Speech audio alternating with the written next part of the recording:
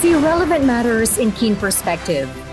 This is Up Close, your reliable platform for governmental innovations and development. For today's topic, let's learn about China's impressive development, which led to becoming one of the world's economic powerhouses. This is Up Close.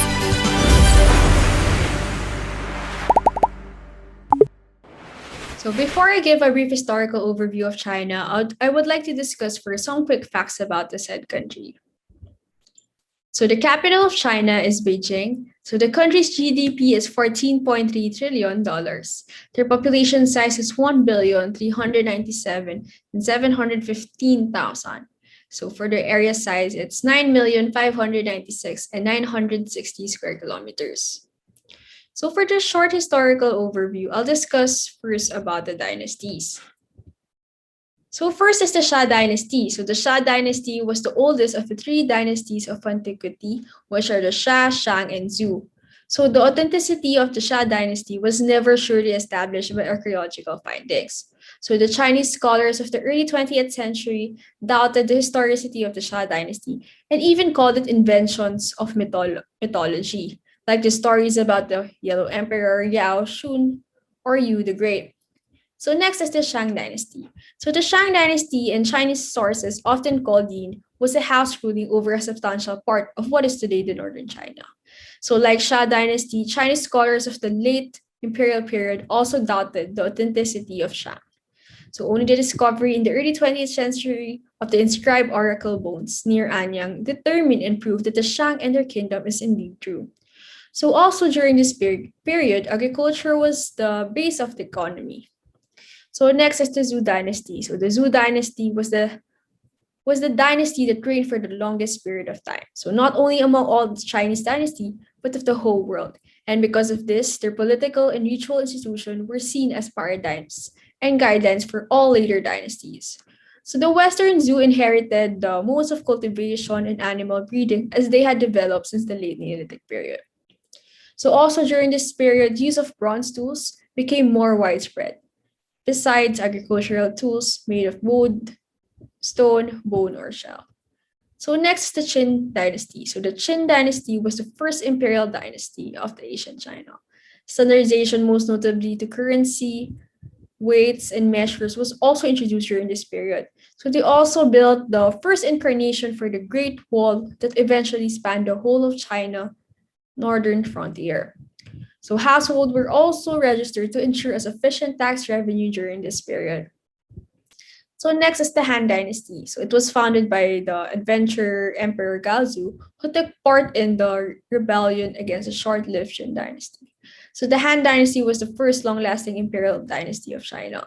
So Emperor Gaozu and his successors were able to create a stable government with administrative apparatus taken over from the Qin, but enriched with the state doctrine of Confucianism. So next is the Jin dynasty. So it was founded by Sima Yan or Emperor Wu. So the territory of the Jin Empire covered the whole of China proper and in the beginning extended even to the western territories or modern Xinjiang. So also during this period, many famous writers and poets were to be found. So their works are commonly seen as the first real products of Chinese art. So next is the Shu dynasty. So the Shu dynasty reunited China after long centuries of division, known as the history as the period of the southern and northern dynasty. So the Shu had to balance conflicts between the elites of the north and the south, and to bring both under their domination. So during this period, the examination system was renovated as well as military system. So the law code of the Shu was the basis for the famous Tang Code. So next is the Tang dynasty. So the Tang period is particularly famous for its literary achievement, like the field poetry. Literary refinement became one of the preconditions for official career that resulted to the creation of examination system under the Song dynasty. So the Tang established the framework of China's civil service with its 3 departments and 6 ministries. So next is the Song dynasty. So the Song dynasty was one of the great dynasties ruling over China. So this period is seen as a time of economic, cultural, and social prosperity. So even though the Song only ruled over a relatively small area compared to the Han, the Tang, or the Qing dynasty. So the Song dynasty was often coined the Chinese Renaissance because of the technical invention made and perfected during the Song period, like the gunpowder, the compass, and book printing. So next is the Liao dynasty. So the Liao dynasty was the first great barbarian dynasty ruling over one part of China. So silver and gold, work of the Liao craftsmen, developed to a high standards. Gold silver work is especially seen as harness for horses, tableware, adornments, but also for Buddha statues. So silk weaving, paper making, wood print were also known to the Liao craftsmen. So next is the Jurchen dynasty. So it was the second great barbarian dynasty ruling over northern China. Economic disasters and internal quarrels weakened the Jin Empire, so it finally fell victim to the Mongolian conquest machine in 1234. So next is the Yuan dynasty.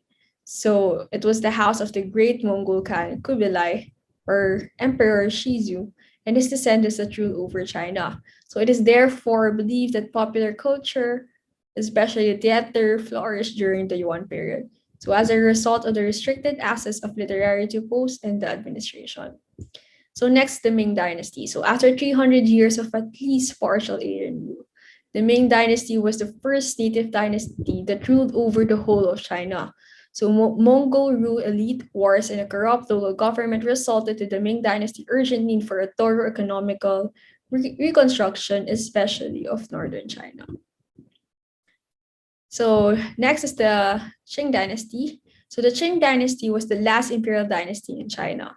So it was founded as a federation of non-Chinese tribes under the leadership of the Manchus, who originally lived in the northeast, a region later called Manchuria.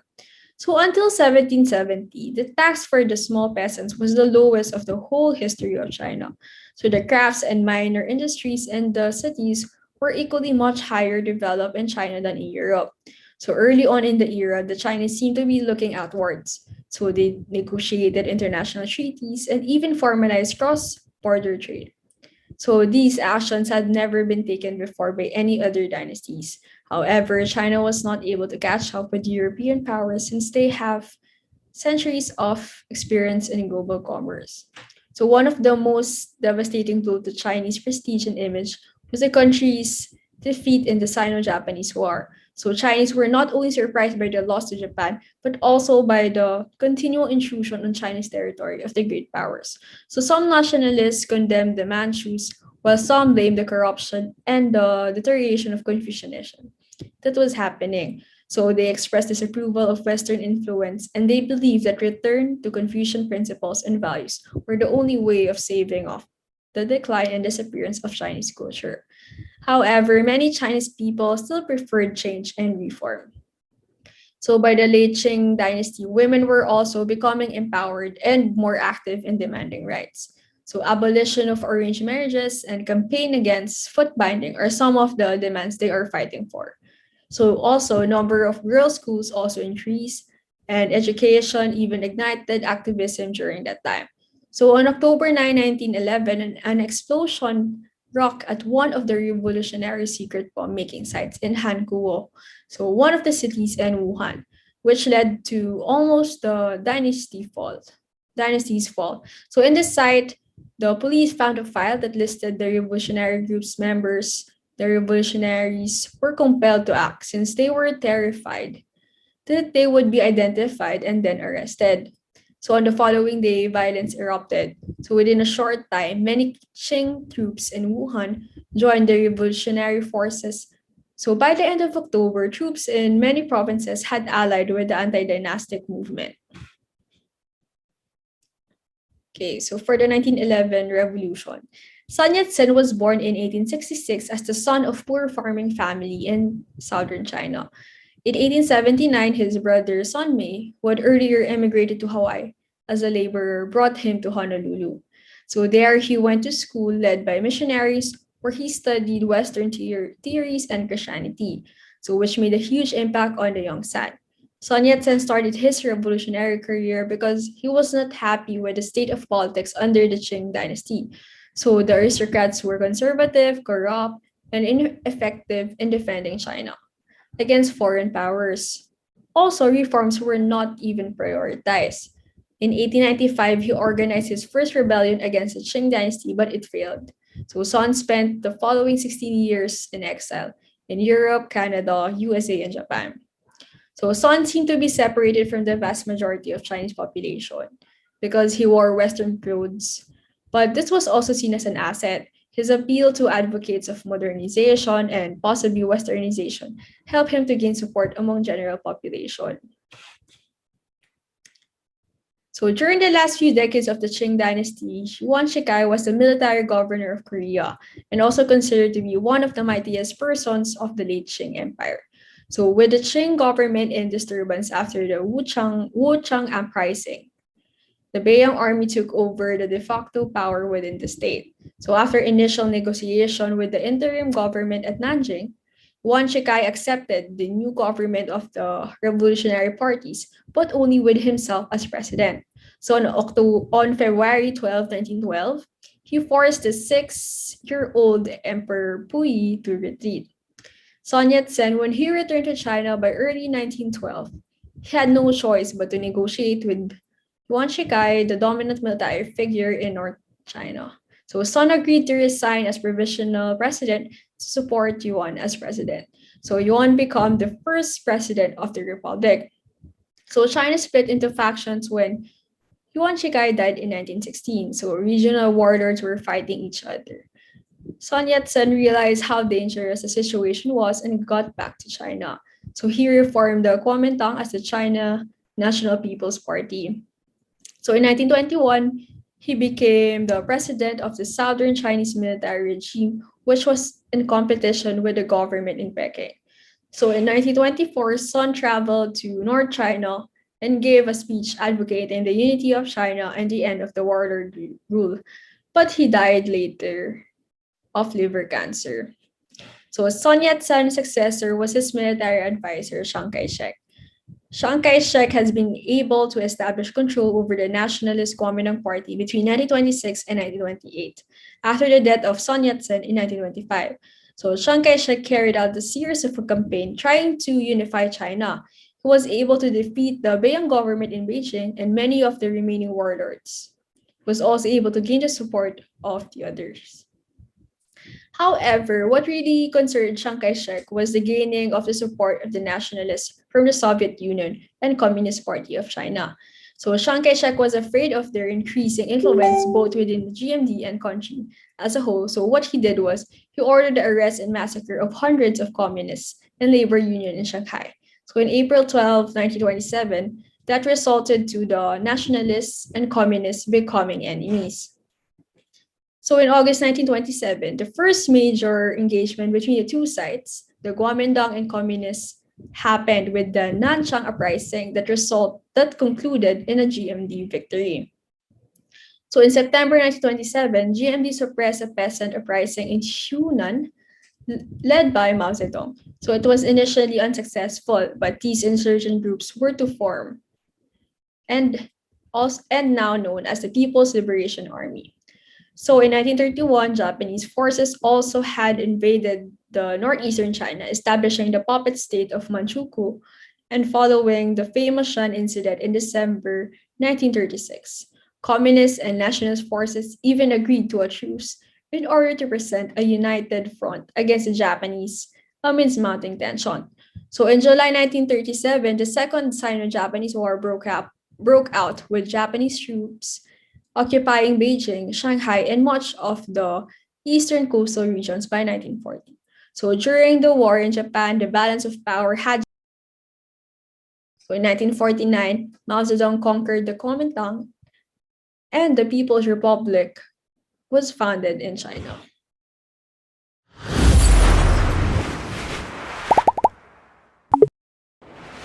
So the issues and challenges prior to modernization in China. So China in the 1950s focused on post-war reconstruction after 20 years of civil war against nationalists. The nationalists fled to Taiwan and put up their own civilization there. And the communists stayed in China, and they post-war reconstruction began, and it was aimed to promote rapid economic growth. And to achieve rapid economic growth, Mao Zedong redirected hillsides and wetlands to create new farmlands. However, this move resulted to environmental degradation and pollution. And in 1956, laws to protect the nature and wildlife were passed. So the Great Leap Forward was from 1958 to 1961. It was a 5-year economic plan. It was labor intensive, and it planned to develop agriculture and industry. But the results of the Great Leap Forward was disastrous, although it was promising, the intention was promising and aimed to promote development in China.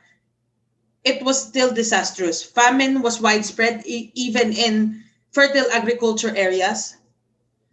20 to 40 million deaths were recorded, not only as a result of massive starvation, but also because of overworking to boost the said industry, because it was labor intensive. So issues and challenges prior to modernization when it comes to inequality and poverty. It highlighted the disparity between the rich and the poor, although it was communist already. So the rich and poor weren't supposed to be divided, but the rich were the royalties, the leaders. Inequality in China can be attributed to geographical location, social networks, and kinship. As said before, the disparity was because of the kinship, mainly because of the kinship. Labor-oriented employment, which involves peasants. In social dimension, shutdowns of schools and universities, land reforms were put in place, and it redistributed lands of the rich to the countryside. Landowners from the countryside resulted to working for the state on a wage basis instead. Before they were landowners, they were in charge of their own lands, how they want to use it. But after when Mao Zedong was in charge, everyone was forced to work for the government on a wage basis instead. Only the rich can afford healthcare, and by rich I mean the leaders and the royalties. And 70% of the whole population is not able to afford healthcare and pension. That is the rural population. In the 1950s, life expectancy was only 34 years old. In politics, the 100 Flowers campaign, Mao Zedong said, "Let 100 flowers bloom and let 100 schools of thought contend." This was masked as liberation to speak and criticize the government, which then encouraged dissidents to voice out their criticism and new ideas. But this resulted to a purge. 500 deviationists were killed because Mao noticed how many there were opposing him. The purge was called anti-rightist campaign. And ideologies, as even before, played an important role. In state capacity, governance and state capacity, it is still highly centralized. China's Communist Party prevailed. Mao's Little Red Book was distributed. It resulted to a cult-like rule. During the Cultural Revolution, it was required that all must carry a copy of the book. It reinforced communism, contained quotes from Mao Zedong. It ranged from politics, women, citizenship, etc. So the Cultural Revolution was launched by Mao Zedong to reassert his authority. It was geared towards the youth. The youth was tapped to lead the mobilization. They were called the Red Guards, and they attacked the elderly and the intellectuals. Maoist thought prevailed, and it was to get rid of the four olds, the old customs, old culture, habits, and ideas. So the 1968 production plummeted by 12%. and 1.5 million were killed during the Cultural Revolution, and imprisonment, seizure of property, and torture and humiliation prevailed. So the first 5-year economic plan was from 1953 to 1947. The 5-year economic plan was finished after 2 years of its implementation. It was over ambitious under Li Fuchun. He was the head of the state planning commission. It wanted to promote industry through production of iron, steel, electric power, engineering, construction, materials, and coal. The goal was to create a capital-intensive industry. The commission defined the target as to double the industrial output with an annual increase of 14.7%.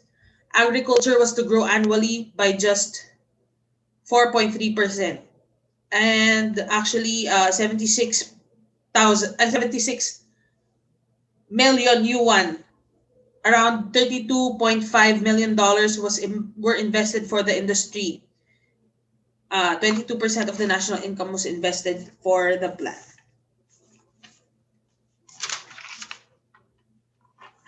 It was based on the Soviet economic model.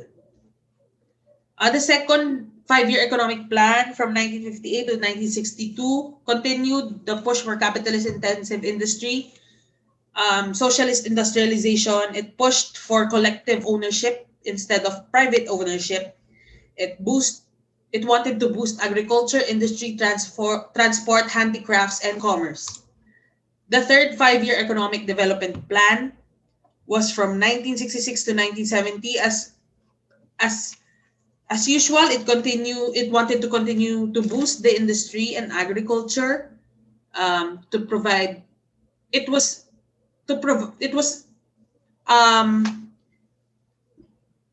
prioritized the provision of food, security, clothing, and other basic necessities for the people, and it wanted to boost national defense and find innovations in technologies. So that's it.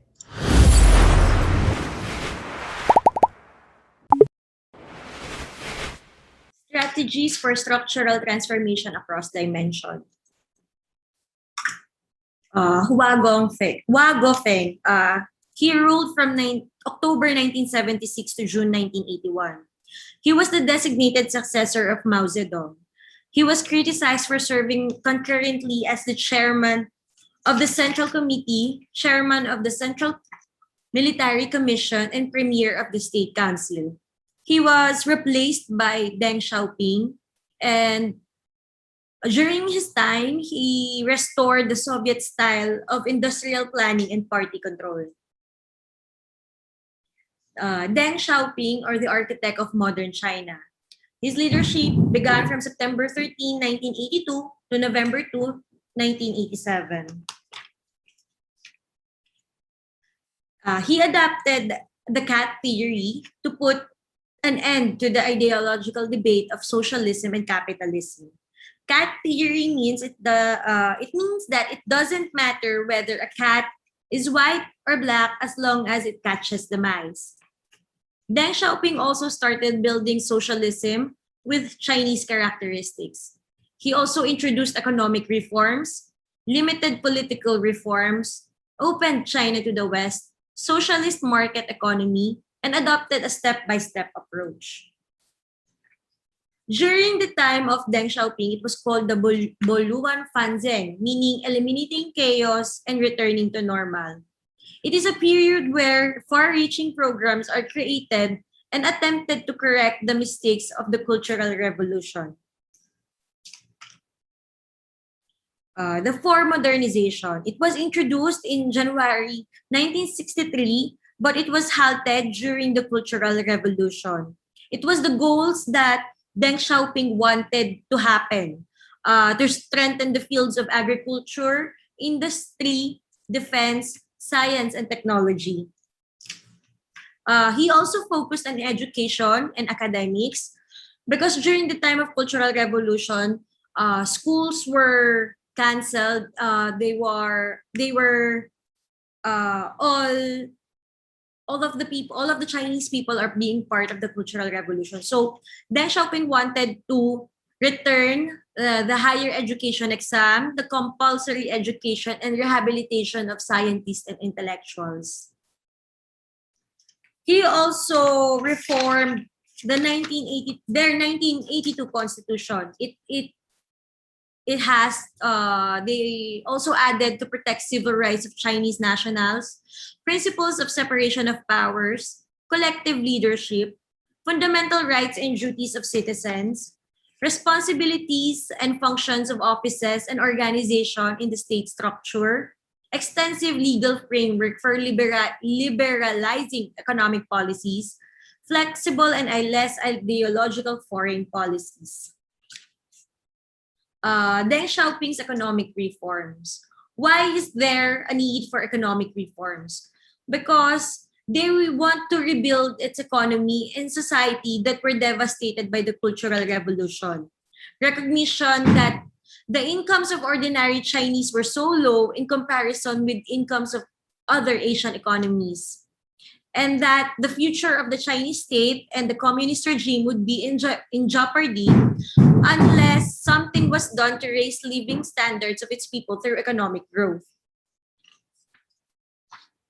Deng Xiaoping created a mixed economy. He adopted a socialist market, meaning it has a mixture of public ownership, state-owned enterprises, and free markets.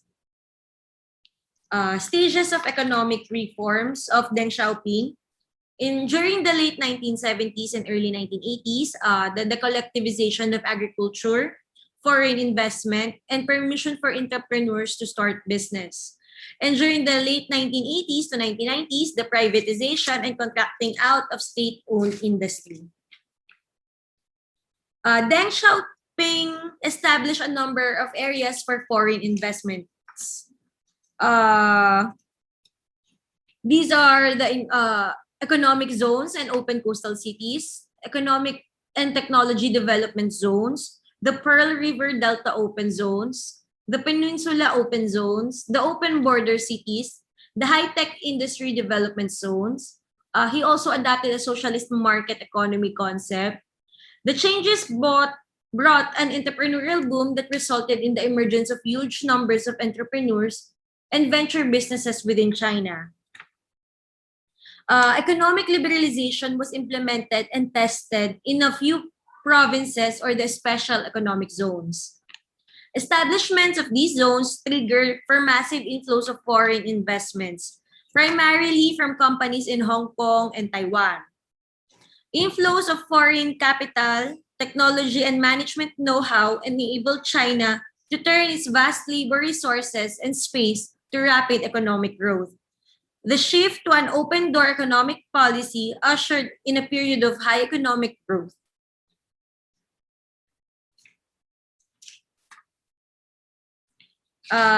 Economic reforms in the late 1970s. He introduced the household responsibility system in the countryside, which farmers could rent a piece of land from the state and sell their surplus crops to open market. In township and village enterprises for rural entrepreneurs, in 1979, he reopened trade with the West. He also called it the Yin Jin Lai, or meaning to bring in. Like I was said in the previous slide, he established 4 special economic zones in South China. And in the late 1980s to early 1990s, he reopened the whole coastal areas of China, established the Zhu-Chu-Ku, or going out. Chinese companies began to invest abroad, and gradual implementations of economic reforms sought to identify which policies produced favorable outcomes. The central government initiated price and ownership incentives for farmers, which enabled them to sell a portion of their crops on the free market. In addition, the government established 4 special economic zones along the coast for the purpose of attracting foreign investment, boosting exports, and importing high technology products to China. Additional reforms, which allowed in stages, sought to decentralize economic policy making in several sectors, especially in trade.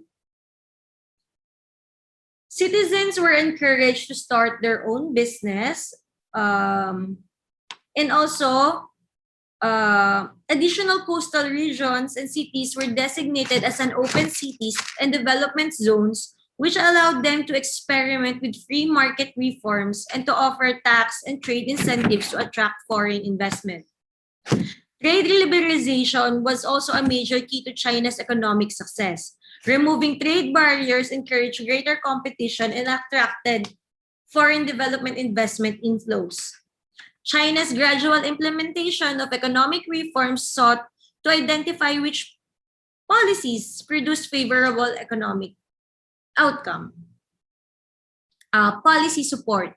The general economic transition from a central to a market form. They implemented it gradually and selective adoption. Key elements, reduction of the role of the state-owned enterprises, gradual and selective introduction of market incentives through price regulation, government control of domestic labor, external trade, and FDIs. The government policies played an important role in directing domestic and foreign investment towards specific sectors. Its trade policies. Foreign direct investments are categorized in prohibited, permitted, and encouraged. China's trade policy was industry selective. They put import restrictions to support their industrial reconstructing. The gradual and phased trade liberalization allowed exportation of surplus production. Export firms benefited from various pricing, tax loan, and tech upgrades. And lastly, Deng Xiaoping. He did not wish to abolish the communist regime, and replace it with an inclusive formal market, same as Hua Gongfeng. He and his supporters thought that significant economic growth could be achieved without endangering their political control. He wished to repudiate not just the Cultural Revolution, but also much of the Maoist institutional legacy. He also realized that economic growth would be only possible with significant moves toward inclusive economic institutions. And lastly, he wished to reform the economy and bolster the role of market forces and incentives.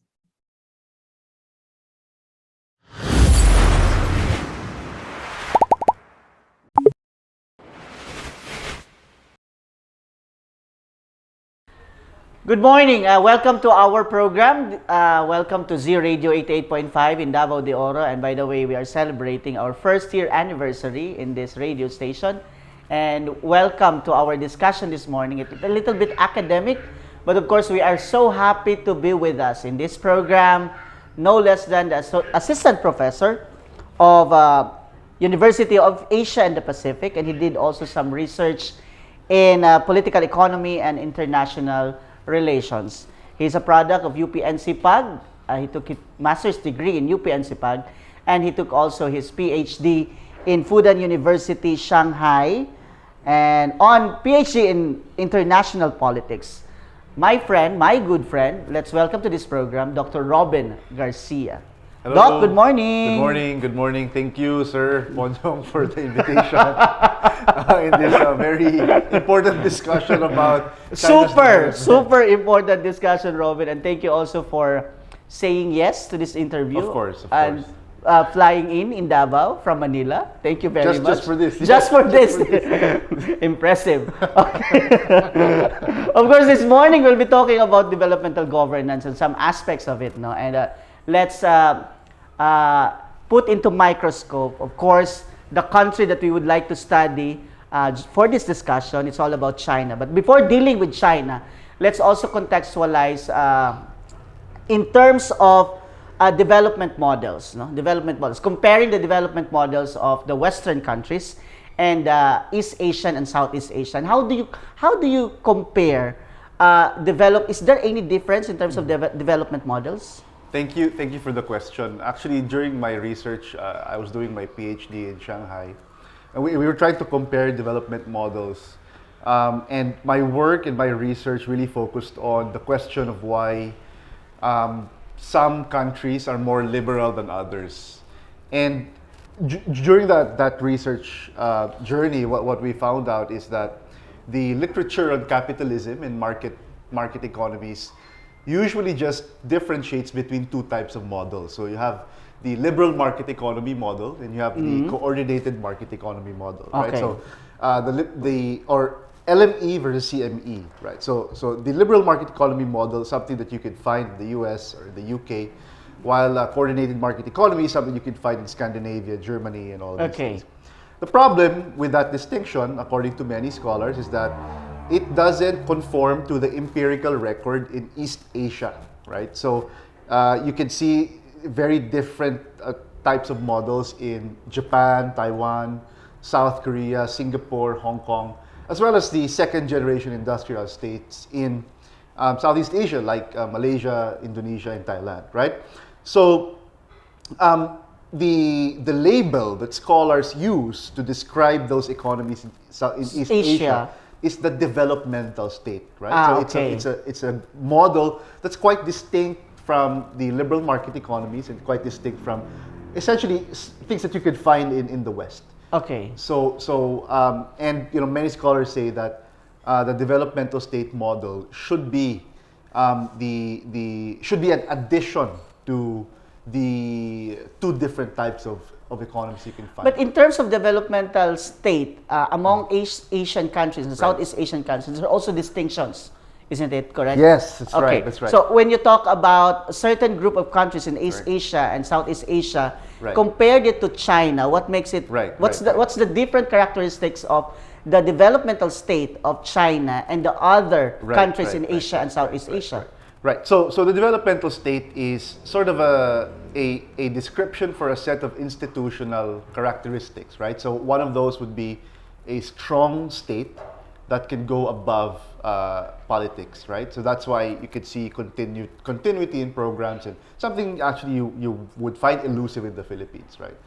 Because politics always dictate development models. But I guess also is the competence of the bureaucracy. So you see the best people taking their doctorates who are recruited in the bureaucracy. But I think the differences are along different variables, right? One would be temporal. The first developmental state really that was described is Japan. Okay. And then there are three little dragons in the literature that sort of follow the track of Japan. So you can find Hong Kong, Singapore, and South Korea, and also Taiwan, who sort of follow the model of Japan, and that enabled these countries to also be industrialized, right? But the developmental state is also should also be cast in light of what type of development strategy that the state pursues. So that's what you call export-oriented industrialization. So essentially, the government invests in several sectors, strategic sectors that it will develop to make sure that it can compete globally, right? So, and therefore, you can see the heavy intervention of the government in specific industries like automobiles, chips. You can see telecommunications. And with China, something that you can see is also heavy state intervention. So it's quite different from the model of the US, where the free market reigns, right? So in China and all of these countries, the government invests strategically and heavily in sectors that they think could compete internationally. So you can see with China right now, in fact, China is the world's biggest investor in innovation right now. So you can see a lot of cars, a lot of telecom companies, artificial intelligence. And it's also the biggest investors in scientific research. But they're saying that if you infuse more state control over these industries, it would be detrimental to the industries. But you're explaining that it's quite different, no? Yes. While other countries are relaxing their state interventions, China and other Southeast Asian and Asian countries are putting more emphasis on state control. Right. Actually, that's great. But we have to begin with this whole idea that the free market is a misnomer. It's never free. In fact, when people who argue that we have to create free markets, it's still the government who enables the market to Because be free. basically policies are there, Exactly. regulations are there. It's still the free market is a lie. It's untrue, right? It doesn't exist. You need adjudicatory mechanisms of the courts in order to resolve commercial disputes, right? That's still the government who does that. So you need an institutional makeup to make the free market free. And therefore, it's not free because you have the government. Yeah. Right? So yes, it's quite the opposite that you can find in East Asian countries where government intervenes heavily in industries, heavily in political and social life. And that's something you can see actually extensively with China. So scholars are saying that because China is in East Asia, that you can also describe China as a developmental state. But there are differences, as you might have asked earlier. Yes. And actually, I want to address that point by saying that it would be more accurate to say, to describe China's developmental state with Chinese characteristics. And what are those characteristics? Yes. Can we discuss all those samples of those characteristics? Right. I think the main characteristic is that the Chinese economy is run primarily by an authoritarian state.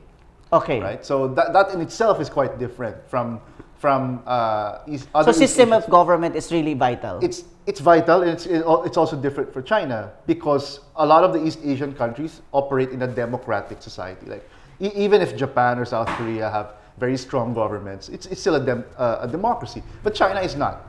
But it's also one of the most successful countries in the whole world. Precisely. China was able to sort of uplift 800 million people out of poverty in the last 4 decades. So that's quite amazing. Huge. It's a different kind of journey. But at the same time, heavily invest in industry. And one of the programs that China has right now is what you call Made in China 2025. So it's as they all say, God created the world and the rest is China. Right, that's true. But they sort of embraced that reputation, and tried to reframe that reputation towards something more industrial, right? So this program was created by Xi Jinping. Therefore, it's quite different from Deng Xiaoping, Hu Jintao, Jiang Zemin, and all the other Chinese presidents in the past. Because when Xi Jinping created this program in 2015, the idea really was to pursue high-tech development, high-tech innovation by year 2025. So it's just 4 years from now, and I think China is on the way to achieve. So you have political system. The second one is the pursuit for innovation and excellence. Yes. And what are other things? What are China's distinct characteristics in terms of developmental state? Well, those are the primary things, but I think one of the things that might also be notable is What about political party? Political party, of course. You only have one political party. Yes. So it's less dynamic politically. And as I was telling you the other day, people think that the Chinese Communist Party is small, but actually it's not. It has 90 million people, almost as big as the Philippine population. Card-holding members of the Chinese Communist Party is as big as the whole country, the whole Philippines, right? And that is a lot because it tells you that the tentacles of the Chinese Communist Party is quite expansive. That sort of also includes the private sector, also includes the cultural sector, social sectors, and all of the other sectors that might be important in Chinese society. Well, talking about also the state control and state power over these industries and the influence of the political party, let's talk about how would it affect on the state of ownership in China. Is there any private ownership in China, or everything is owned by the government? Mostly it's owned by the government. And actually, as I was supposed to say, state-owned enterprises, SOEs, play a very important role in the Chinese economy. So the state-owned enterprises actually make up the bulk of a lot of the growth and productivity of the Chinese economy. But how would it affect to the investors going into China, where knowing the fact that they could not own properties in China? Well, it's worked out quite fine. I think ownership is not the only way to incentivize foreign direct investors to come in a country. So, for instance, you might reduce tariffs, you might reduce other protective measures, except for ownership. But again, that's the point, right? If the empirical record says that you do not need to liberalize to attract investors, then you don't have to liberalize your economy at all, right? So Correct. it's quite different from the neoliberal model that we've been used to think from all the Filipino economists, from Gerardo Sicat to Solitas Monson, to all the economists that have argued, specifically the UP School of Economics, who've argued that we need to liberalize the economy, but we don't. And therefore, the debate about constitutional change, if you look at the Chinese model, might be uninformed. Yeah. I mean, it's not nuanced according to the experiences of these East Asian countries. Okay. Now, you've mentioned a while ago about two great leaders of China, the current and the past leaders of China, and discuss also in between those leaders, no? Right. And the significant transition of China from its previous state to its Right. current state. One of the great leaders that we can identify is Deng Xiaoping. Right. Now, let's discuss what made it so distinct. What is so important Xi Right. Jinping's intervention in terms of uplifting China from the previous state to its current state? To answer that question, we have to look what transpired before before Deng Xiaoping came to power. So you have Mao Zedong, right? Mao Yes. Zedong was essentially the revolutionary leader of the Communist Party of China that took over in 1949, right? And eventually, after a couple of years, 20 plus years, Deng Xiaoping Deng Xiaoping was a successor. And during Mao Zedong's time, there was essentially China became closed, right? It closed everything. It tried to become self-sufficient. You have the Great Leap Forward that became a tragedy as well. It was a tragedy. It was a tragedy of massive proportions. Proportions. So many people died because of hunger, and they thought that the communist model of industrialization would work, but it didn't. Right. So that was the backdrop for when Deng Xiaoping came to power, when he assumed the presidency. Or he might as well learn the great lessons from the Mao Zedong experience. And I think that was what he did. He argued. So when Deng Xiaoping came to power, he implemented a policy, of course, the opening up of China, which happened in 1978. But that coincided also with the opening up of the world, such as Ronald Reagan in the United States, Margaret Thatcher in the UK, and then of course you have Deng Xiaoping in China. But Deng Xiaoping, while he opened up the economy, he did not really had a complete break from Mao Zedong. I mean, the Chinese economy still heavily, the Chinese state heavily invested in the Chinese economy, and during that time, Deng Xiaoping really focused on a lot of capital expenses, right? So the difference is Deng Xiaoping invested in a lot of industries, but under Xi Jinping, they still invest in a lot of industries, but with a focus on innovation and research. So that's quite different. They realized that to be able to, of course, they became the manufacturing capital of the world. But they realized that to be able to compete and sustain the growth, they need to innovate, right? And create value-added goods through technology and all these things. Something that you can find in a lot of East Asian countries like Japan. So you have the likes of, and also the South Korean experience by them having sort of achieved very massive growth through Hyundai and Samsung and all these companies that we currently see in the world market. What about Xi Jinping? Under Xi Jinping, you see Tencent, you see Baidu, you see WeChat, you see Alibaba, you see cars like Geely. You can see them in the Philippines now. But can you see a major distinction among the strategies of these two leaders? In terms of economics, I think it's mainly innovation. But in terms of politics, Xi Jinping went back to the core, more authoritarian model of Mao Zedong, right? So in fact, the argument is that Xi Jinping is the second coming of Mao Zedong. He's trying to concentrate power onto himself. So it started with a huge anti-corruption drive in China in 2013 up until now. So what he did was to purge the Communist Party of all his perceived enemies. And he used corruption as the platform. As the platform. And a vehicle. And a vehicle to remove his enemies so that he can control and consolidate his power. And I'm sure you know this very well because you're a keen student of politics and a keen advisor of many important political figures Well, in the Philippines. not as expert as you, Robin. No? Talking about industrialization, and of course the state benefited from it. Of course, the countries became popular because of that industrialization strategy. But how do people benefit from these industrialization efforts? Yeah, so in the industrialization really has a lot of benefits. For one, you can see that there will be more employment because the state invests in factories, the state invests in manufacturing plants, the state invests in very productive sectors where people can sort of be part of. But at the same time, you also upgrade the skills of these people. Invest in manufacturing plants. The state invests in very productive sectors where people can sort of be part of. But at the same time, you also upgrade the skills of these people because you teach them new technologies, you teach them new ways of doing things instead of just doing maybe nursing or other non-manufacturing jobs like in the services sector. So and I think that was a model with China.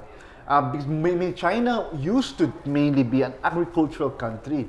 So what happened was you shifted the skills of these people towards something more useful, something more high-tech, and therefore, because of that industrialization drive, you had to develop your education system, right? You had to offer new courses, you had to really focus on skills that might be used for industry, right? Something that benefited a lot of people. In fact, you can see a lot of very, very good engineers, software developers in China, a lot of good scientists who the United States then, get.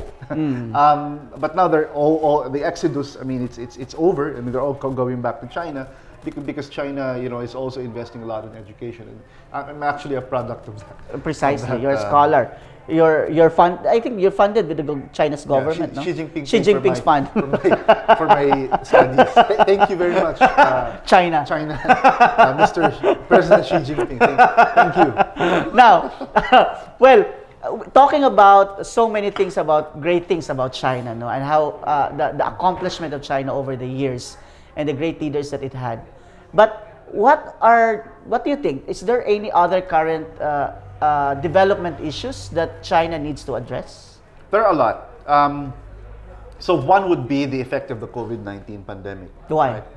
So the COVID-19 pandemic essentially removed a lot of jobs from the Chinese people because the Chinese economy essentially stopped for a couple of months. And that affected so many industries also. And while the trade war between China and the US has maybe made foreign investors think twice, the pandemic made these investors decide to move out of China, and therefore, it essentially affected the Chinese economy and employment and growth. In fact, the growth level of China was just at 5% or 6% after the pandemic. That's quite low for a 10%, 12%. Essentially, China has to sustain 8% to be able to continually pursue what we call performance legitimacy or output legitimacy. What that means is that the reason why the Communist Party of China is sustained for the last couple of decades, in fact 100 years as of the other day, is because of what you call performance legitimacy.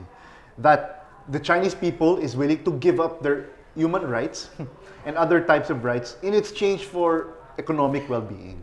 That's why the Chinese people continually support the Communist Party. But when you don't have jobs, that affects the power of the Communist Party to sustain itself. Precisely. And that's why it's doing a lot of things, such as the South China Sea disputes, trying to project its power abroad so that it gets domestic support. Correct. Yeah. So essentially, that's how China is affected by the pandemic. How about the areas of environment? Is it a development issue for China? It is, definitely. In fact, China is the biggest polluter in the world, right? Because it's currently the biggest, still industrializing country. And when you industrialize, you really destroy the environment, right? And so it's a huge issue for many Western countries. In fact, in global environmental governance, China was always at the center of the conversation. It is an issue for a lot of countries, But inside China, I think it's not so much of an issue. Of course, aside from the pollution in Beijing, they can't see anything. They can't even see their own sun.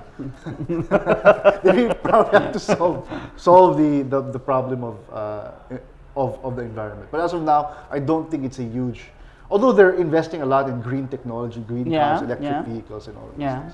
About poverty, is still Poverty high. is still an issue, of course. So I think less of the poverty, but more what you call the GD coefficient. It's more the inequality, right? So I mean, while you remove a lot of people in poverty, the asymmetry between the rich and the poor is increasing, and that might create enmity among Chinese population against the government, right? So that's something that they still have to address. Again, going back to performance legitimacy of the Communist Party of China, if they want to sustain their power for another 100 years, then they would have to create new sources of development and output and performance. Okay, this is gonna be the last question, Robin, no? And we need to know what can Philippines learn from this experience of China? There are a lot. Are we far from a developmental state?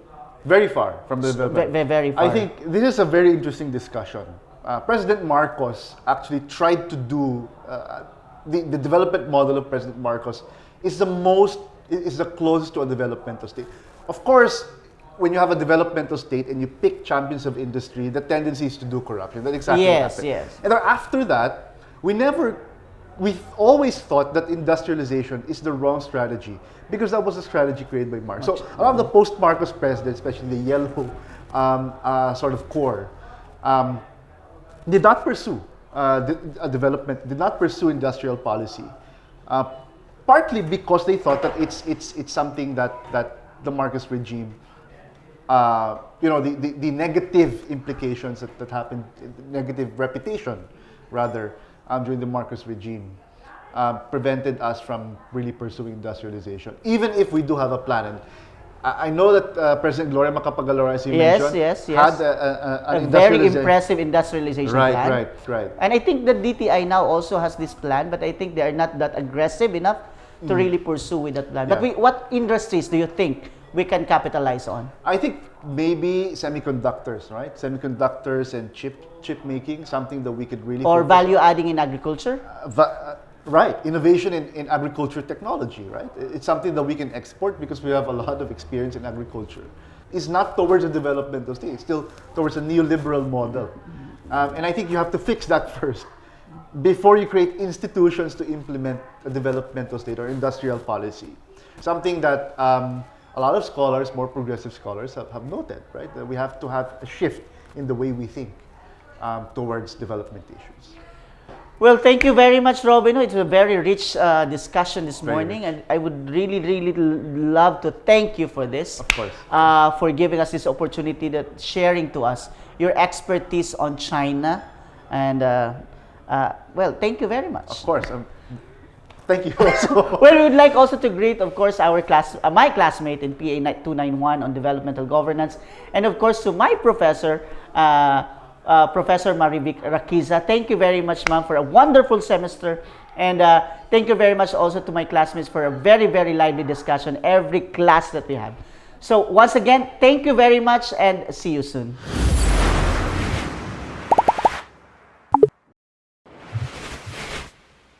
But in commune, everybody share its food.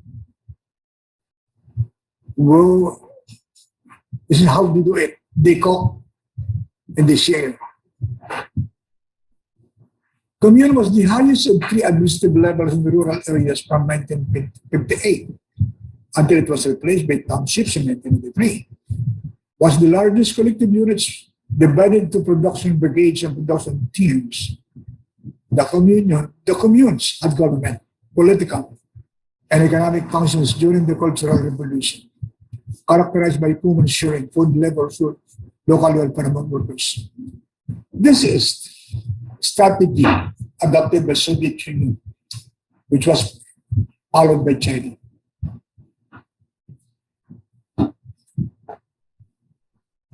This is the commune. They're working, the mass people.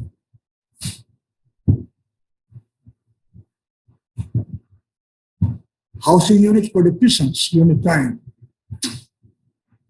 But there are different phases of Mao's era.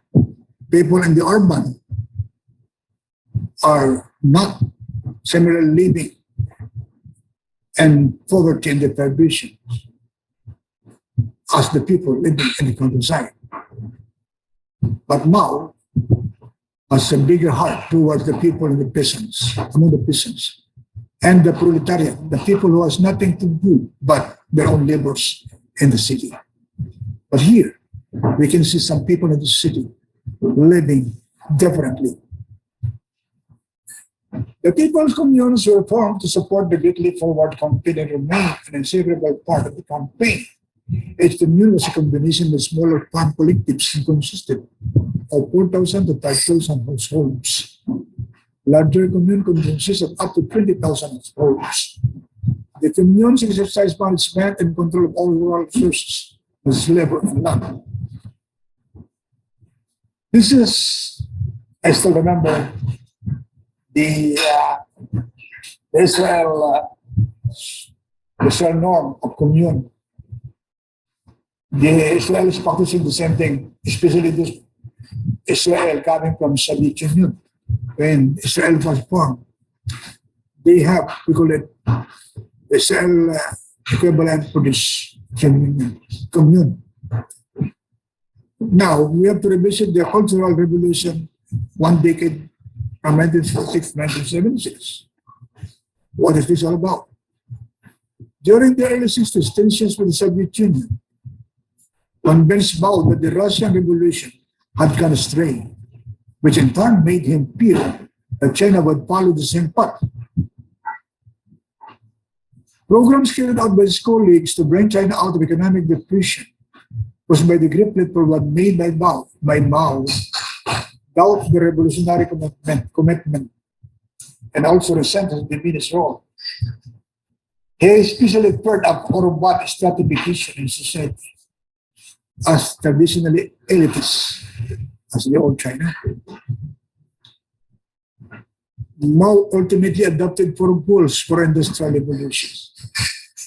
Replace his designated successor with leaders more faithful in his current thinking. To rectify the Chinese Communist Party.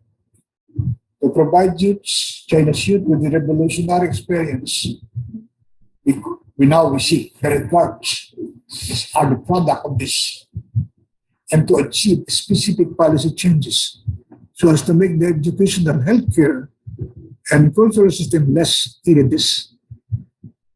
Mao was against the people from the elitist society. He doesn't like these people. China's structural transformation is the case we are now going to unearth. The transition from the state socialist system to an increasingly market-oriented system has generated a number of important issues regarding the demarcation of the public and private realms. The period of 1970 to 1994 was focused on the dismantling of the old economic system to create a coherent replacement.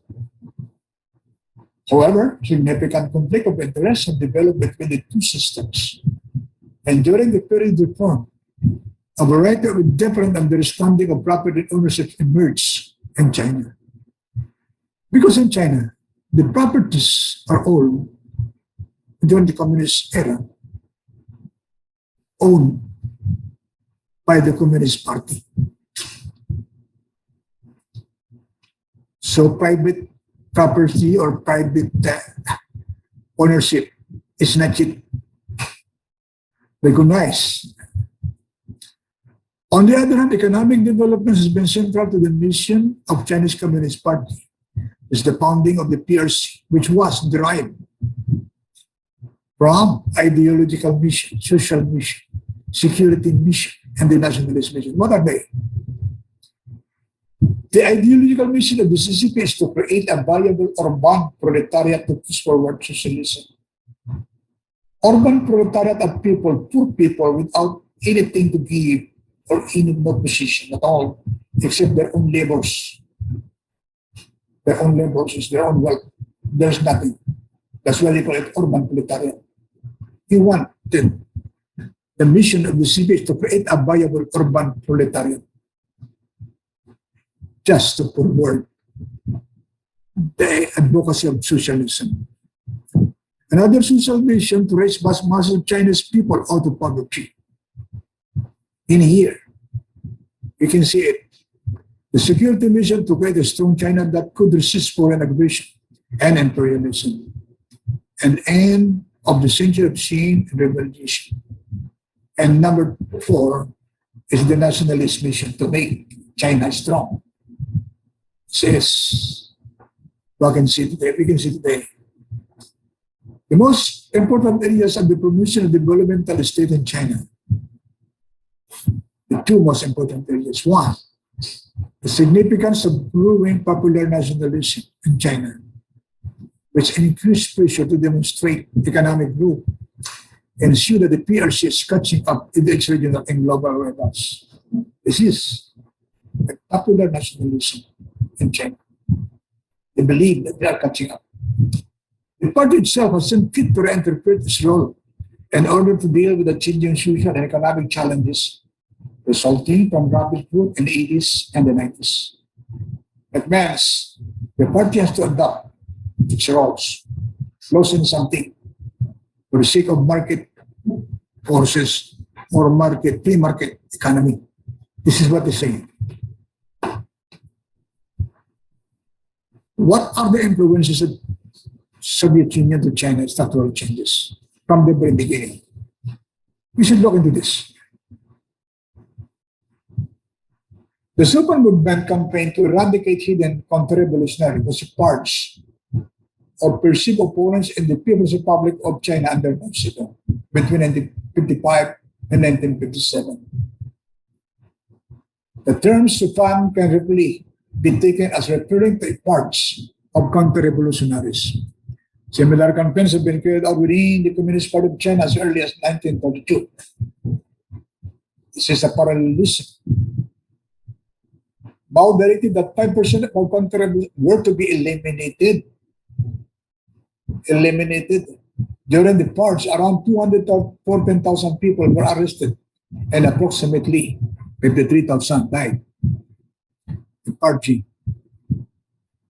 This is how they purge counter-revolutionaries. Execution.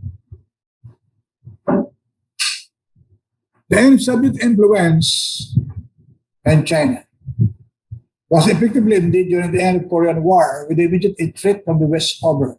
The People's Republic began to move away from its dependence on the Soviet Union.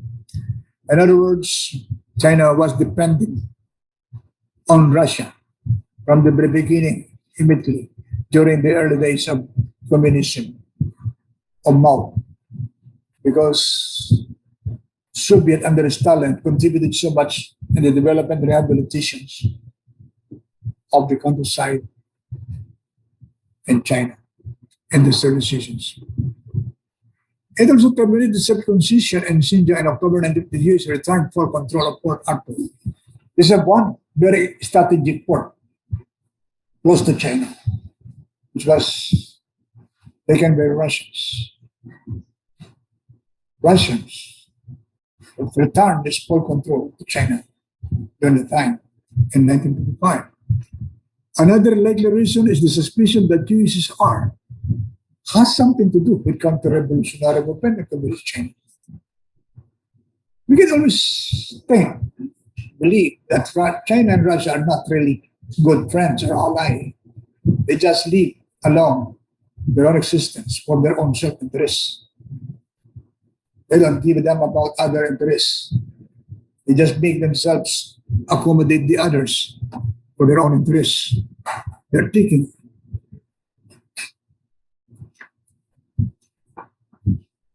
What is the industrial policy in China over and above these political changes?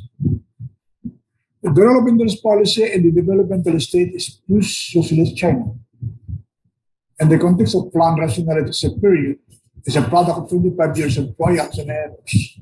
25 years, marked by considerable compromise and negotiation due to divided leadership reform platforms, confided by fragmented policy-making process. Because China's leadership have so many functions, they are not consolidated by themselves. They're marked by fragmentations or factionalism because of different interests. So it took 25 years before they can develop, we call it industry policy. But here in the Philippines, our industrial policy is gone after Marcos is gone. We are experiencing worse than China today. Since the founding of the People's Republic, industrial development has been given considerable attention. Among the various industrial branches, the machine building and the metallurgical industries, Chinese are pursuing the steel industries from the very beginning. And they're not able to make the best effort to provide quality steel in China until today. These two areas now account for 20 to 30% of the total gross value of industrial output.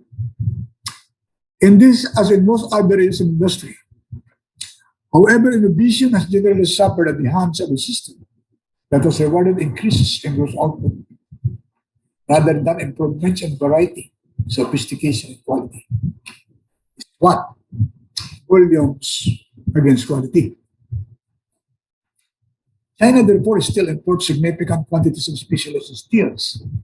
Overall industrial output has grown at an average rate of more than 10% per year, having surpassed all other sectors of economic and degree of modernization in industrial output, both 1978 and 2006. This is phenomenal. Despite of steel, short of steel, technology to improve the quality of steel, they were able to overcome this with an average rate of 10% per year. From 1978, during the time of Deng Xiaoping. Some heavy industries and products deemed to be of national strategic importance remain state-owned. They always take this initiative to remain as main strategic industry under the state. But an increasing proportion of lighter and consumer-oriented manufacturing firms are privately held or are private state joint ventures. Industry and construction account for about 48% of China's gross domestic product. China ranks first worldwide industrial output.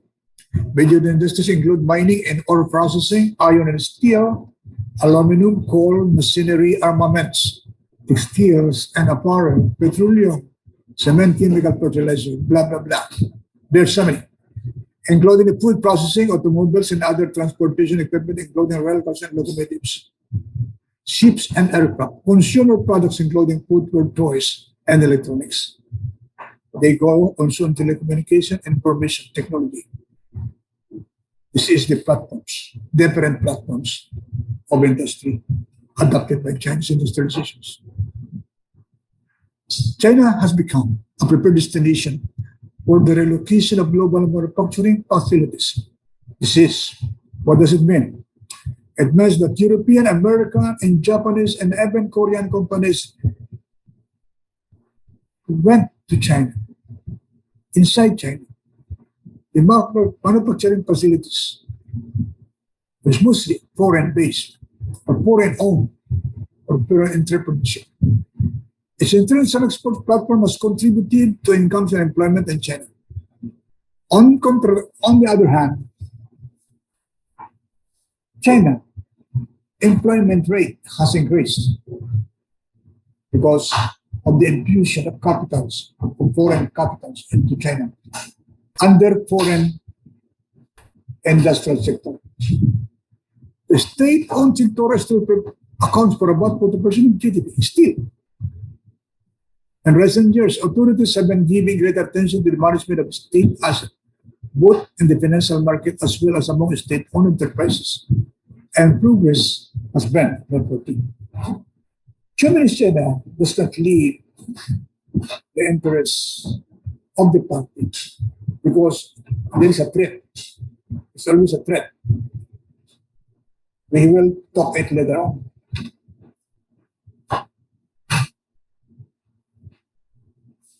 The establishment of modern enterprises to a clear definition of property rights in 1998 was another platform.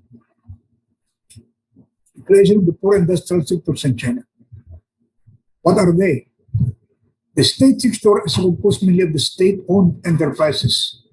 This is equivalent to our GOCC. GOCC. This kind of sector protects the interests of a state all along. This is one feature of what we call it the governmental state. In China, do it more above the average protection given by Korea and Japan to protect the interests of governmental state. China did more. Another sector is the collective sector composed of township and village enterprises. The picture that was depicted early on in these presentations is the commune, I should say.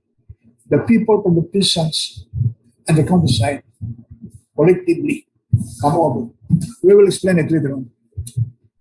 The private sector is composed of what Chinese financial data refers to individually owned enterprises. This is a private ownership or private small businesses owned by the people of China, much from family lineage.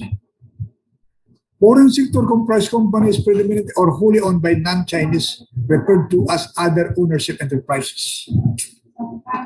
Let me see. Let us discuss each of the sectors.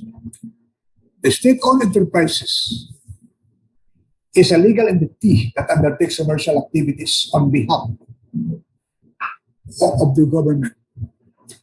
Their legal status varies from being a part of government stock companies with the state as a regular or dominant stockholder. There is no standard definition of a government-owned corporation or a state-owned enterprise, although the two terms are often used interchangeably. The defining characteristics are that they have a distinct legal shape and they are established to operate in commercial affairs, while they may also have public policy objectives. SOE, or state-owned enterprises, should be differentiated from other forms of government agencies or state entities that are established to pursue purely non-financial objectives. This is what makes the SOE unique. We should know this later on. The role of the Chinese Communist Party in SOE has varied at different periods, but has increased during the role of the current General CCP Chinese Communist Party General Secretary Xi Jinping, with the party probably taking a commanding role in the all SOEs as of 2020. For example, Lai Xiaoming, the former president of China Huarong Asset Management, which is a famous state-owned enterprise, announced in 2015 that during the operation of China Huarong Asset Management, the Committee of China Communist Party will play a central role and party members will play an exemplary role. This is what the CCP is doing under Secretary Xi Jinping. It means people within the party role not only role the country, but also role the market forces within the country itself. They practice market economy free, market economy, not different from what other East Asian countries or free market society is doing. They just demonize and monopolize their resources in behalf of the interests of the people of the party through the state-owned enterprises. And the three primary entities involved in deploying intelligence operatives, ironically, it means intelligence against other entities. These are the three entities that work for intelligence monitoring to protect their interests, security, and others are the Joint Staff Department of Central Military Commission Intelligence, Bureau, the Ministry of State Security, and the State-owned enterprises. It means the color of being a business enterprise sector of the industrial sector of China. Behind this, it is used as an intelligence platform. So I believe the business interests of China coming over to other countries through state-owned enterprises is not only doing business or commercial, but also a platform of intelligence and monitoring to hegemonize. This is the what we call it, a double edge. While issues only account for around 25% of the Chinese economy, they occupy many of the commanding heights of the economy. Issues to dominate in key industries including energy, aviation, finance, telecoms, and transportations. These are industries that are very dynamic. So they just monopolize this, hegemonize these industries. And issues are mostly the party members of the Communist Party of China. However, by Nicholas Bars, the Chinese government has also doubled down on using US as a tool for the implementation of government policy. State-owned firms have been at the forefront of the Chinese government drive to develop domestic sources of key technologies such as semiconductors. SOEs have participated in thousands of projects under the banner of the Belt and Road Initiative. So we can see it now. The Belt and Road Initiative is under the SOE. And one of the purpose of SOE is to gather intelligence for military purpose. When the spread of COVID-19 in early 2020 put the Chinese economy into a severe lockdown, SOEs emerged as economic engine of last resort, spending and investing while private firms hold back. But of course, because they are protecting Chinese interests by all means. They don't want to see that China is responsible. The township and village enterprise is another industrial sector. Second, TBUs are economic units which are either collectively owned by local residents in the rural areas of China or mainly owned and controlled by the peasants. The broad concept of TBS includes, in addition to the collectively owned enterprises, other rural non-state enterprises, as the enterprises owned and run by individual peasants. The collectively owned township and village enterprise, however, account for 2/3 of the output of all TBE. TBE have played a significant role in the growth of the Chinese economy since the economic reforms of 1978. They accounted for 61% of total industrial output in the year 1999. And their annual average real growth rate over the 10-year period 1988 to 1999 was as high as 19%. Imagine that. It's only the local people, the peasant people group into one business collectively. And they contribute 61% of total industrial output. Whilst the literature of the Chinese economy recognizes the role in the growth process, TBE have not received the attention they deserve. They are lurking the shadow, we call it. We know very little about the structures and performance to be due they are major force in Chinese growth and development. Various indicators of private productive efficiency per section of TBE and the manufacturing firms are estimated and compared with those for state-owned enterprises and for some of the major international competitors.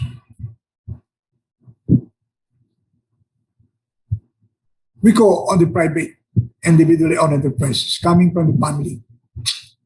In the early period, the private economy operated under the description of cottage-type activities. ranging from individualistic and familial ventures and other specialized household businesses. The latter were family-operated businesses in carpentry, construction, embroidery, and fish farming, which often extended beyond the immediate family and workers. Historically, entrepreneurship was discouraged in Chinese society, and IU is developed with very little institutional support from the state. Pinabayaan pala ito. Hindi masyadong iniintindi ito. Private owned din. While specialized households were permitted to operate family businesses such as carpentry, construction, embroidery, and fish farming, it was 1979 before the State Council of China officially endorsed a policy recognizing the contribution of entrepreneurship towards economic development as a supplement to the socialist economy. It was only 1979. Nagbago. Private enterprises approved by the 13th Congress of the Chinese Communist Party and 1997 National Congress were defined as profit-making economic organizations whose assets are owned privately and which hire more than 8 workers. This is the definition of individually owned enterprises.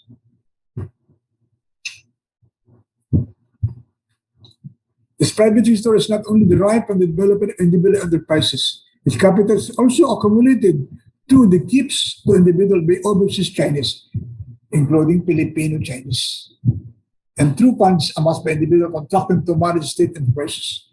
In 1998, over 8 million IOUs were estimated to be trading compared to 1 million reported in 1980. Oh, indicating the dynamism of Chinese entrepreneurial unit. Very dynamic. Now we look on the foreign sector or the foreign intrusion into Chinese territory doing business when China opened its door to free market. Foreign ownership in the PRC's industrial sector is not widely disclosed. Skip few enterprises as car manufacturing sector. And lately, Chinese government is proposing to provide foreign entrepreneurships to manage the local steel industry. Why? Technology. They don't have the technology to enrich the quality of this steel, but with the infusion of foreign capital or foreign entrepreneurship, I believe they are going to secure this quality of technology. But there are problems in China in doing business from the foreigners' point of view. First, China's emerging market characterized by its comparatively weak and fast evolving judicial and regulatory and institutional environment. There is a great flux and regulatory change across a broad range of spheres, including environmental regulations, pollution prevention, capital financial sector regulation, housing and real estate regulation, labor markets, and digital media content, to name but a few areas. Legally, they are constraints. The regulations are fast changing.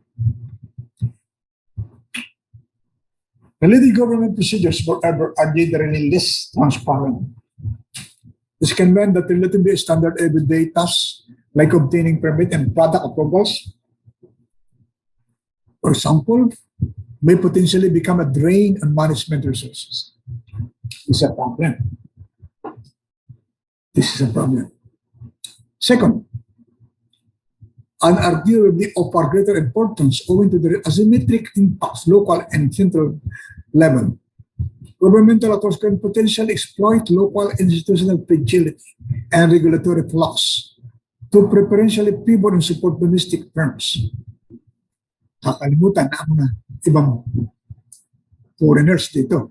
Nagiging baliwala. And then China has long espoused ambitious domestic industrial policy to nurture national champions. Kinukuha lang nila ang technology ng foreign entrepreneurships because they plan to have their own base copied from this. The policy to build a national team of around 100 large internationally competitive business groups, for example, follows an Asian model of development, particularly Japanese and South Korean industrial policy, with their large key Richu and Chaebol groups. The Republic of China is the post-socialist development state. The People's Republic of China structure is not without any sign of violence, particularly in famous Great Leap Forward. Under Mao Zedong, which are marked by extreme mass poverty and tens of millions dead from hunger, together with the mass persecution of intellectuals and veteran party leaders thereafter. But how the CCP adopted the necessary structural changes to PRC's economic and political landscapes, challenges that hinder the NSL program until the person learned the balancing up of the free market. Along the domestic issues of entrepreneurship together with rising social problem related to the creation of a strong middle class that challenged the concept of communism towards democracy.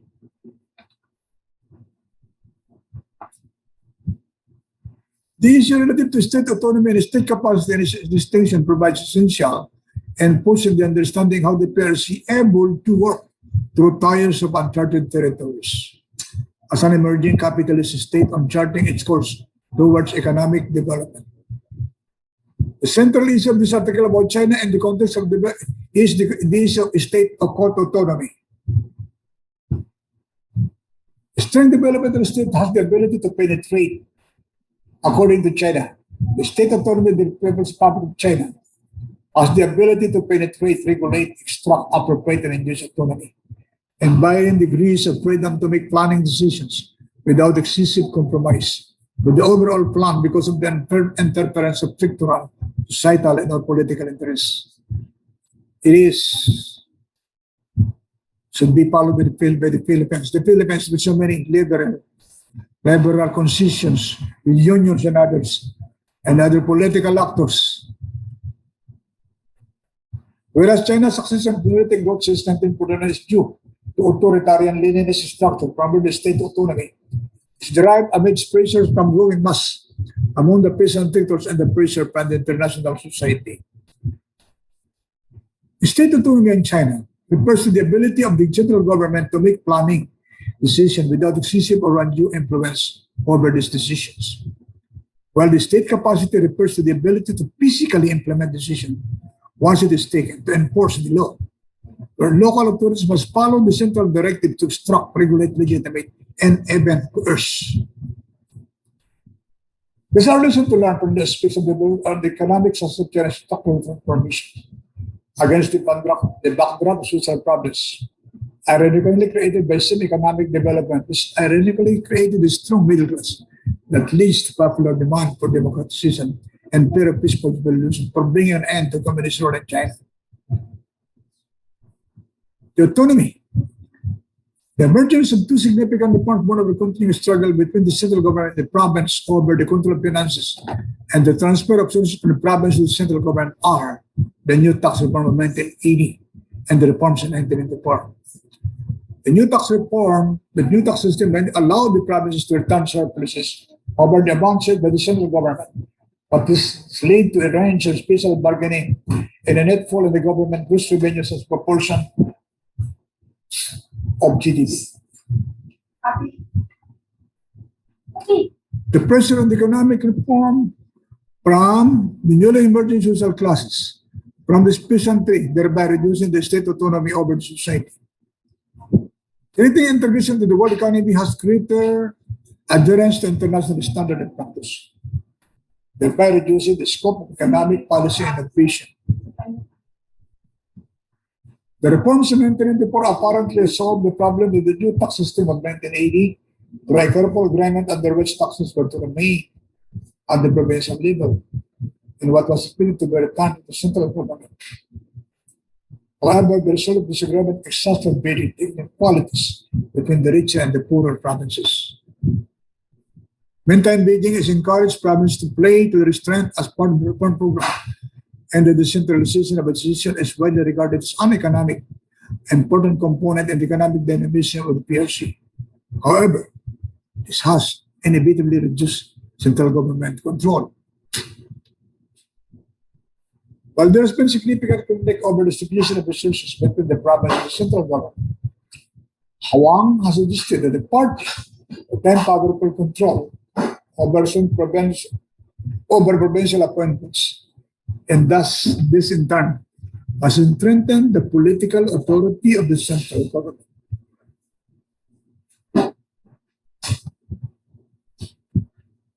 Five major restructuring of the state bureaucracies is the state planning commissions, become a state council restructuring from office, become the Ministry of Foreign Trade and Economic, State Economic Ministry of Commerce. These are. The Ministry of Commerce is the result of the merging of Ministry of Foreign Trade and Economic Cooperation. The State Economic and Trade Commission is the fifth state substructure. This last change is one of the more direct consequences of the PRC's ascension into the WTO and was designed to prepare the agricultural sector for the regulatory changes. What is the problem of frequent reforms? One of the problems with frequent reforms and changes in the bureaucracy is the uncertainty inherent in the process with regard to planning in particular. And why? One possible interpretation is this unpredictability of remit and uncertainty over the roles for Chinese bureaucrats is likely to damage their ability to provide the kind of direction that is important in other East Asian developmental states. Chinese bureaucrats are highly politicized and lack the same degree of autonomy over sectional and political interests. Barry Newton has suggested that at the highest level, there is an increasing dominance of technocrats who move out of hierarchy, specialized bureaucratic system, into political position in the state and NCPB. This is the bureaucracy has lack, we call it political autonomy is lack. Masama pala. Hong argued that the key problem of the Chinese state has been divided into centralized bureaucratic government. There is a lag between the development of new economic paradigms and the adoption of new political paradigms by key political actors. Epic. While economic reform might create a more market-oriented system, many political leaders at the local level continue to operate under an old paradigm associated with the state plan systems. This is the problem. Nakadikit pa rin sila. Overshadowed by different perspectives of the outside world, some trumpet the emergence of China as an economic superpower. Others regard the Chinese state as being at the point of imminent and disastrous collapse, a challenge indeed. The slow starting base of the Chinese economy, recovering from decades of foreign invasion and civil war, and the relevance of the high factor inputs in the early stages of a state-socialist system, both at the PRC and the first 2 decades, notwithstanding, much or exceed that of any developed or developing society in East Asia, except Japan, South Korea, and Taiwan.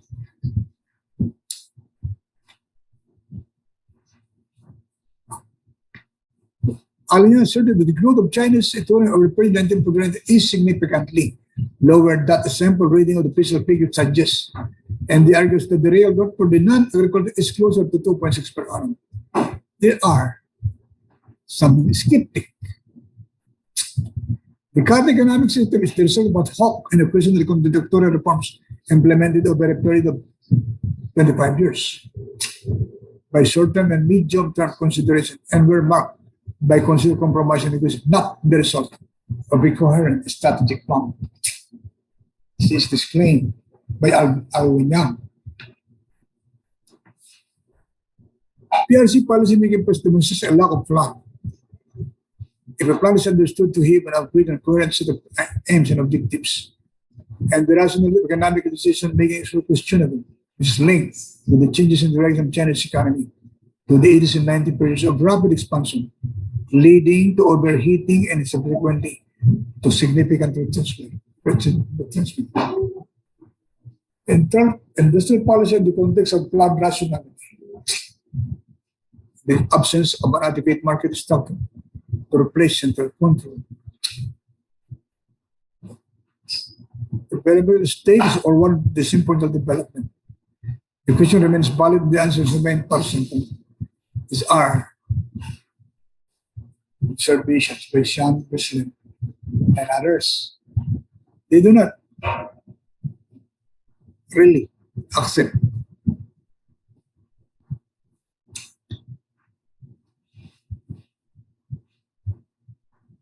It is clear that there is a range of barriers that the Chinese learned from and adapted practices from elsewhere. The special economic zones based on the Taiwanese experiences and the South Korean model as a model for China automobile policy, albeit with limited successes. Establishment of modern systems which would require a much clearer definition of property rights and a thorough reform of the industrial financial system, including changing the role of the People's Bank of China, had serious consequences for the large sector of China's economy, especially the still state-owned enterprises and the move to increase the marketization of financial sectors. Entry to the World Trade Organization several limit economic policy tools open to the Chinese leadership and the ability of the state to promote economic growth. Legal reform, especially with regard to the issue of private ownership, has been controversial and problematic. Hence, clearly emerged in China upon agreeing the WTO, meaning that enterprises must conform to international standards of ownership, paving way to the recognition of the existence of private property in China. That was their force to recognize private property.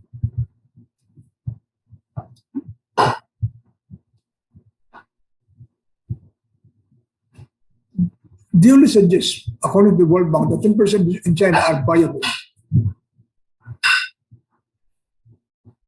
But they also believe that reforming them was highly problematic and politically contentious. There's a partial boundary between state official and private capitalists in China, and that many public now exist in quasi-private, quasi-public models.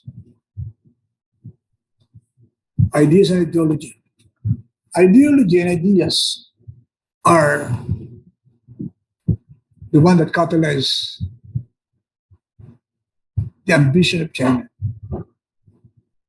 for growth, play as an important role in the development of China, although part of the more complex form is not under more detail.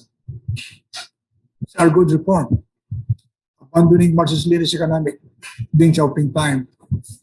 However, ideas and ideology remain important and mercy as a mechanism of legitimation and as a guide to action are most obvious and theories of the Chinese leadership attempt to promote development of the state.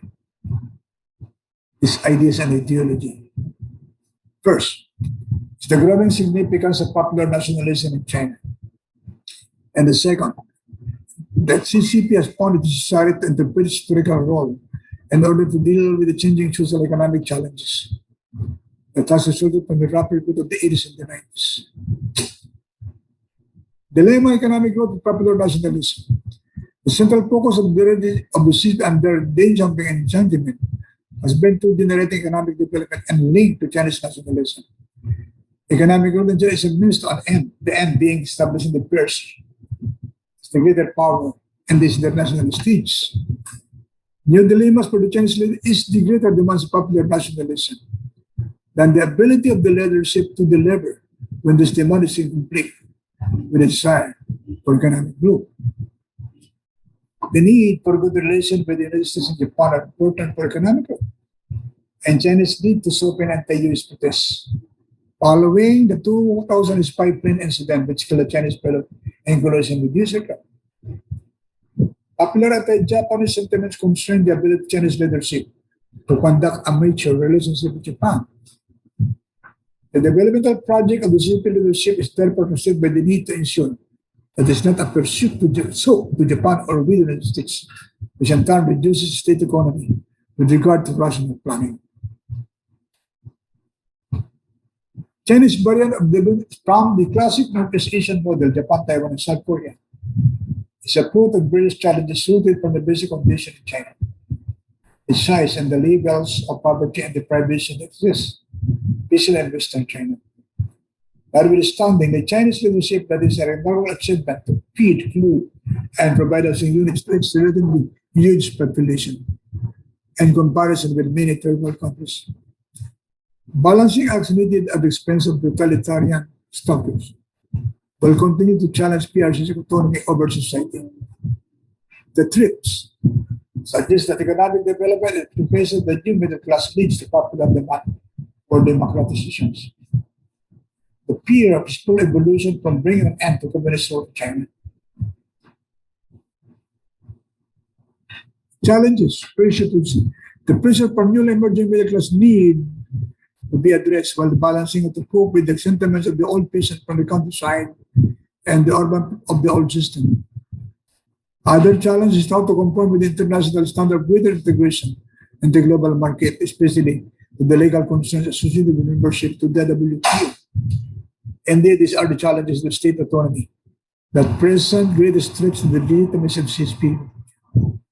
That present greatest threats to the legitimacy of the Chinese Communist Party developmental state strategy.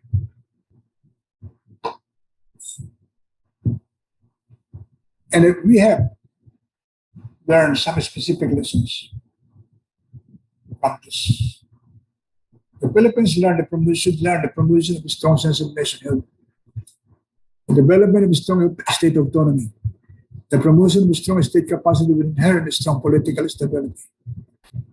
Structurally transform the speak of governance into a developmental state which is responsible to changes.